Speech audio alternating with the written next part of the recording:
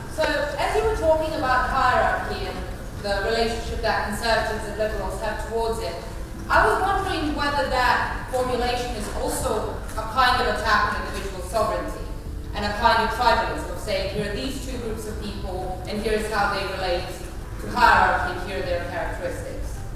Well, it would be if I was trying to reduce all the individual variability to that. But to note that people vary across a dimension is not necessarily simultaneously to limit all the variability to those dimensions. There's lots of other variability.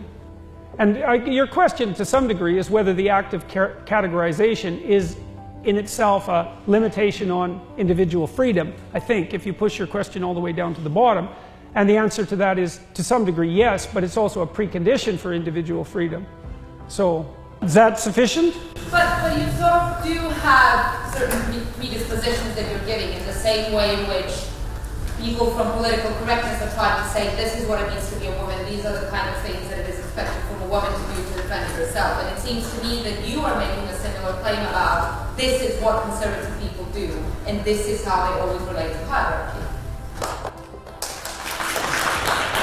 Well, I would say that I perhaps am doing that, but I don't see how that's the same as what the postmodernists are doing. I mean, as far as I can tell, the postmodernists aren't saying that the groups, the individuals within those groups, are characterized by any stable characteristics whatsoever, except for the fact of their comparative oppression.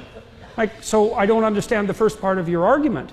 I mean, part of the reason the postmodern types have been going after me is because I've dared to say that men and women differ in temperament, which, by the way, they do. So, now, you know, that's actually something that might be worth just differentiating quickly, because it's actually technically somewhat challenging, but also very much worth knowing. I was debating someone on a panel this morning on a TV show, The Right Stuff. And this was a woman who led the Women's Equality Party. And she cited some psychological literature that purported to claim that men and women were mostly the same. And that's actually true.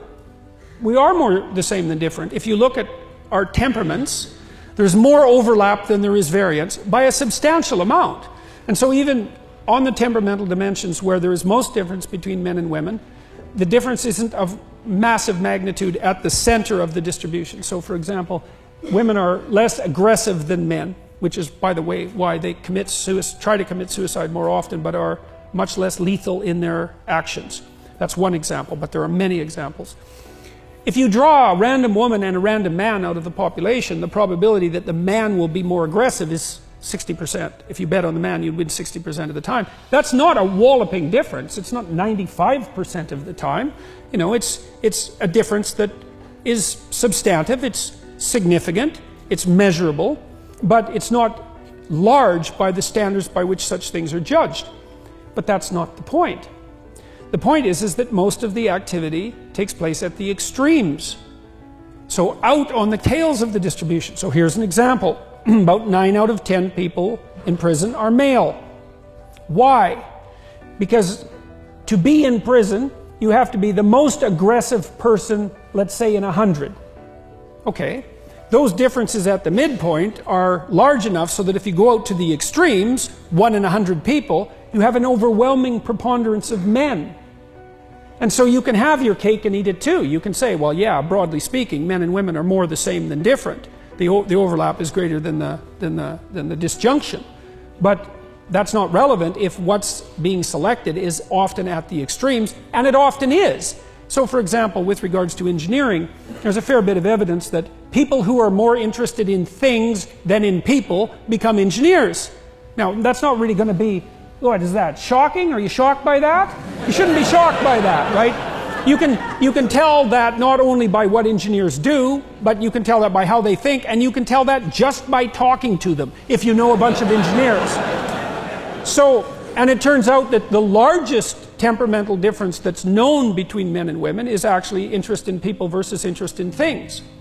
And so it has nothing to do with competence, but it has a lot to do with interest. And because you have to be very interested in things to go be an engineer, because that's all you're going to be doing if you're an engineer, then only those people who are extremely interested in things tend to become engineers.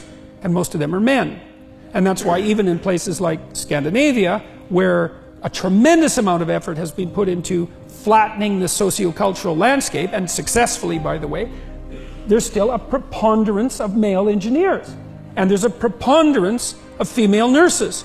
And no matter how much sociological gerrymandering goes on, those statistics have remained quite intractable over about a 15-year period. And so there are differences. There are differences.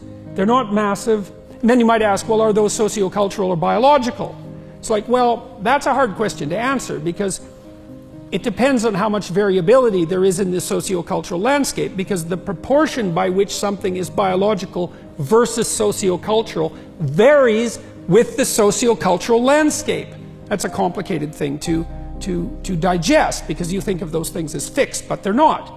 So, but what we have demonstrated quite clearly, and this is mainstream science, despite the fact that people don't like it, this test has already been done. So we developed a personality model that's pretty stable across cultures, purely derived from statistical processes, an atheoretical model if there ever was one, and quite an unattractive model because of that, conceptually, but that's beside the point. Then we saw cross-culturally whether there were differences in the fundamental temperaments of men and women, and the answer was yes, cross-culturally, quite robust. Women are higher in the experience of anxiety and emotional pain, and they're more compassionate and agreeable. Those are the big differences. And they're differences of a magnitude that I already pointed out. Then the next question is, well, to what degree is that biological versus sociocultural? And it's complicated because that variable depends on the sociocultural landscape, but we'll put that aside. You can determine that by stacking up countries from those who have done everything they possibly can to flatten out the sociocultural landscape in relationship to gender, to those who haven't, that are still very stratified by sex. And then what you do is you look at the magnitude of the temperament differences in keeping with the variability that those countries have in terms of their sociocultural egalitarianism. And the sociocultural types, the social constructionists, their prediction is, as cultures become more egalitarian, men and women become more different, more the same, because it's environmental. That isn't what happens. Exactly the opposite happens. As you flatten out the sociocultural landscape, men and women become more different. The data is in. The experiment is done. Tens of thousands of people, multiple countries. And it's not what anyone expected. And you might think, well, it's all the right-wing psychologists. It's like, all the right-wing psychologists are in this room, sitting in this chair.